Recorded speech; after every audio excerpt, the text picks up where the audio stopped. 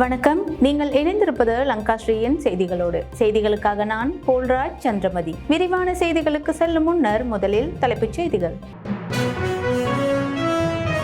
சொத்து விபரங்கள் தொடர்பில் யோசித்த ராஜபக்ஷ வெளியிட்டுள்ள தகவல். ஜேவிபியினரின் கொள்கை தொடர்பில் ஜகத் மனுவர்ண வெளியிட்டுள்ள தகவல். பெருந்தோட்ட தொழிலாளர்களின் ஊதியம் தொடர்பில் நீதிமன்றம் பிறப்பித்துள்ள உத்தரவு.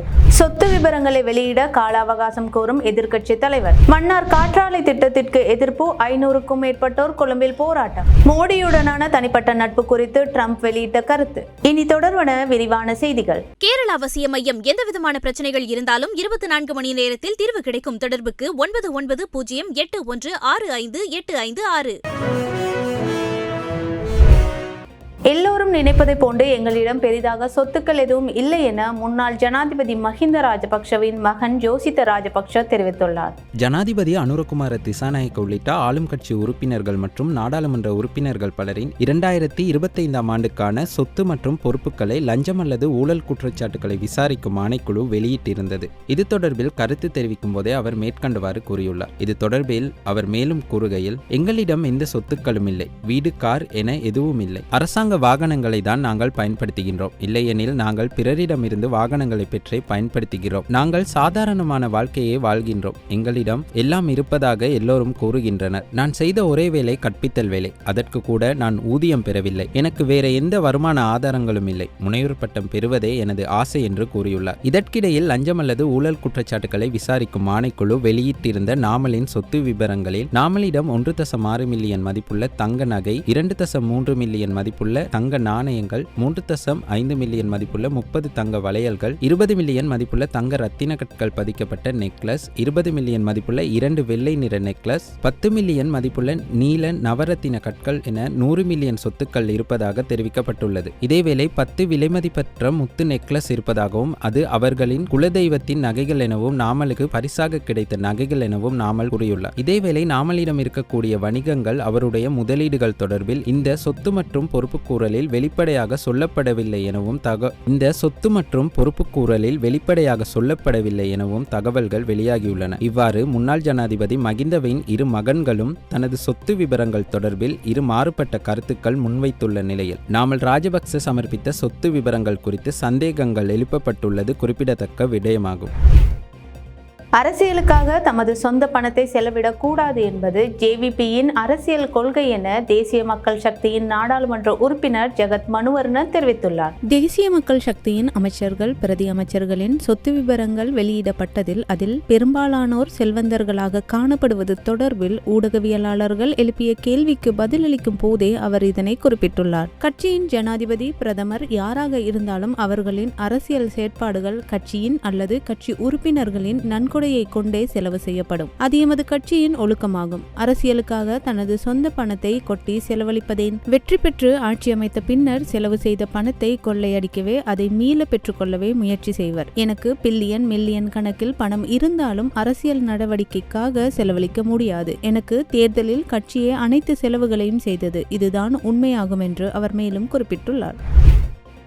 பெருந்தோட்ட தொழிலாளர்களின் ஊதியம் தொடர்பில் உடனடியாக இணக்கப்பாட்டுக்கு வர வேண்டும் என உயர் நீதிமன்றம் உத்தரவு பிறப்பித்துள்ளது. இதேவேளை எதிர்வரும் நவம்பர் 20ஆம் தேதிக்கு முன்னர் பெருந்தோட்ட தொழிலாளர்களின் ஊதிய உயர்வை அரசாங்கம் அறிவிக்க வேண்டும் எனவும் நீதிமன்றம் உத்தரவிட்டுள்ளது. இந்த விடயம் தொடர்பான வழக்கு இன்று விசாரணைக்கு எடுத்துக் கொள்ளப்பட்ட போதே இந்த உத்தரவு பிறப்பிக்கப்பட்டுள்ளது. பெருந்தோட்ட தொழிலாளர்களுக்கான நியாயமான வேதனம் தொடர்ச்சியாக மறுக்கப்பட்டு வரும் நிலையில் இலங்கை தொழிலாளர் செங்கோடி சங்கத்தினரால் இந்த வழக்கு தாக்கல் செய்யப்பட்டிருந்தது. இந்த வழக்கு தொடர்பில் நீதிமன்றத்தில் முன்னிலையாகியிருந்த இலங்கை செங்கோடி சங்கத்தின் ஆலோசகர் மேனகா கந்தசாமி ஊடகங்களுக்கு கருத்து தெரிவிக்கையில், பெருந்தோட்ட தொழிலாளர்களின் உழைப்பும் அதன் மதிப்பும் எப்போதும் குறைத்தே மதிப்பிடப்படுகிறது. இன்று பெருந்தோட்ட தொழிலாளர்களுக்கு கிடைக்கும் 1350 ரூபாய் என்பது அவர்களின் வாழ்க்கை செலவுக்கு உகந்த ஒரு ஊதியம் இல்லை என அவர் குறிப்பிட்டார். அத்தோடு பெருந்தோட்ட தொழிலாளர்களின் வேதனம் குறித்து அரசாங்கம் உடனடியாக தோட்ட நிறுவனங்களிடம் பேச்சுவார்த்தை நடத்தி எதிர்வரும் அக்டோபர் மாதத்துக்குள் ஊதியம் தொடர்பில் ஒரு இணக்கப்பாட்டுக்கு வர வேண்டும் என அவர் தெரிவித்தார். மேலும் தொழிலாளர்களின் ஊதிய உயர்வுக்கு பதில் கிடைக்கும் வரை தொழிலாளர்கள் தொடர்ந்து குரல் கொடுத்து கொண்டே இருப்பார்கள் எனவும் மேனகா கந்தசாமி தெரிவித்தார்.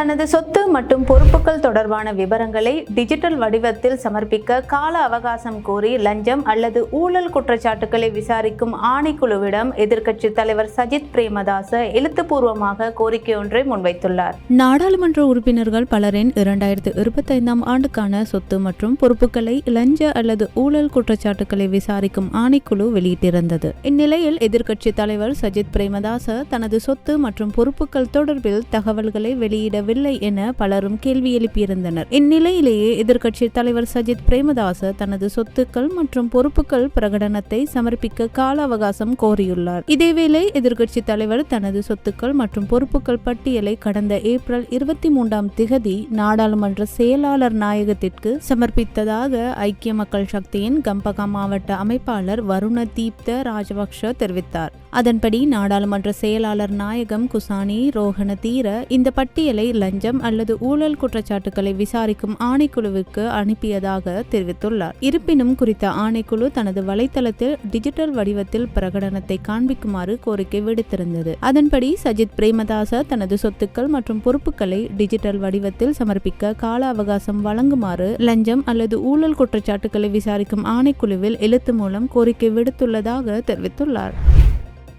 மன்னார் காற்றாலை திட்டத்திற்கு எதிராக கொழும்பில் அமைந்துள்ள ஜனாதிபதி செயலகத்திற்கு முன்பாக பாரிய போராட்டம் ஒன்று முன்னெடுக்கப்பட்டுள்ளது. மன்னாரிலிருந்து சுமார் 500க்கும் மேற்பட்ட பொதுமக்கள் வருகை தந்து கொழும்பு ஜனாதிபதி செயலகத்திற்கு முன்பாக போராட்டம் ஒன்றை முன்னெடுத்துள்ளனர். இந்த போராட்டம் இன்று வெள்ளிக்கிழமை இடம்பெற்றுள்ளது. நமது நாடு நமது மன்னார் நமது போராட்டத்தின் கோரிக்கைகள் என பதாகைகளை ஏந்தி மக்கள் போராட்டத்தில் ஈடுபட்டனர். மன்னார் தீவில் முன்னெடுக்கப்படும் 14 காற்றாலை மின் கோபுரங்கள் அமைக்கும் திட்டங்களை உடன் நிறுத்த வேண்டும் என போராட்டக்காரர்கள் தெரிவித்துள்ளனர். மன்னார் மாவட்டத்தில் எந்த ஒரு இடத்திலும் கனிம மணல் அகழ்வுக்கு எந்த அனுமதியும் வழங்கப்படக்கூடாது. அமைக்கப்பட்ட தம்பப்பண்ணி நறுவிலிக்குளம் ஆகிய 2 காற்றாலை உயர்மின் உற்பத்தி திட்டங்களால் ஏற்பட்ட பாதிப்புகளை உடன் நிவர்த்தி செய்தல் போன்ற கோரிக்கைகளை மக்கள் எழுப்பியுள்ளனர். கடந்த 47 நாட்களாக மன்னாரில் போராட்டம் முன்னெடுக்கப்பட்டு வந்த பின்னணியில் அரசாங்கத்தால் இதுவரை எவ்வித சாதகமான பதிலும் கிடைக்காத நிலையில் மக்கள் இன்று கொழும்பில் ஆர்ப்பாட்டத்தை முன்னெடுத்திருந்தனர். குறித்த போராட்டத்தில் தென்பகுதியில் உள்ள சிங்கள சகோதரர்களும் மற்றும் மத தலைவர்களும் இணைந்து போராட்டத்தை முன்னெடுத்திருந்தனர். இந்தியாவுடனும் பிரதமர் நரேந்திர மோடியுடனும் தனக்கு வலுவான தனிப்பட்ட உறவு இருப்பதாக அமெரிக்க ஜனாதிபதி டொனால்ட் ட்ரம்ப் தெரிவித்துள்ளார். பிரித்தானிய பிரதமர் கெய்ர் ஸ்டார்மருடன் இணைந்து ஊடகவியலாளர் சந்திப்பில் உரையாற்றும் போதே அவர் இவ்வாறு கூறியுள்ளார். தொடர்ந்து உரையாற்றிய அவர் அண்மையில் தனது 75வது பிறந்த நாளை கொண்டாடிய இந்திய பிரதமர் மோடிக்கு வாழ்த்து தெரிவித்ததாகவும் அதற்கு நன்றி தெரிவித்து மோடி ஒரு அழகான அறிக்கையை வெளியிட்டதாகவும் குறிப்பிட்டுள்ளார். இந்திய பிரதமர் மோடி தனது எக்ஸ் தளத்தில் எனது நண்பர் ஜனாதிபதி ட்ரம்ப் அவர்கள் எனது 75வது பிறந்த நாளுக்கு தொலைபேசியில் தொடர்பு கொண்டு வாழ்த்து தெரிவித்தமைக்கு நன்றி. இந்திய அமெரிக்கா விரிவான மற்றும் உலகளாவிய பங்காளித்துவத்தை அடுத்த கட்டத்திற்கு எடுத்து செல்ல நானும் முழுமையாக அர்ப்பணிப்புடன் இருக்கிறேன் என்று பதிவிட்டிருந்தார். இதேவேளை நான் இந்தியாவுடன் மிகவும் நெருக்கமாக இருக்கிறேன். இந்திய பிரதமருடனும் மிகவும் நெருக்கமாக இருக்கிறேன். எங்களுக்குள் மிக சிறந்த உறவு உள்ளது என்று டொனால்ட் ட்ரம்ப் கூறினார். ரஷ்யாவிடம் இருந்து இந்தியா மசகு எண்ணெய் வாங்குவது தொடர்பாக அமெரிக்கா விதித்த தடைகளை ட்ரம்ப் நியாயப்படுத்தினார். ஐரோப்பிய நாடுகள் மற்றும் சீனாவுக்கும் இதே போன்ற தடைகள் விதிக்கப்பட்டதாக அவர் சுட்டிக்காட்டினார். இந்த சந்திப்பின் போது அமெரிக்காவுக்கும் இங்கிலாந்துக்கும் இடையே தொழில்நுட்ப ஒத்துழைப்பு ஒப்பந்தம் கையெழுத்திடப்பட்டுள்ளமை குறிப்பிடத்தக்க விடயமாகும். லங்கா ஸ்ரீயின் செய்திகள் இத்துடன் நிறைவடைகின்றன.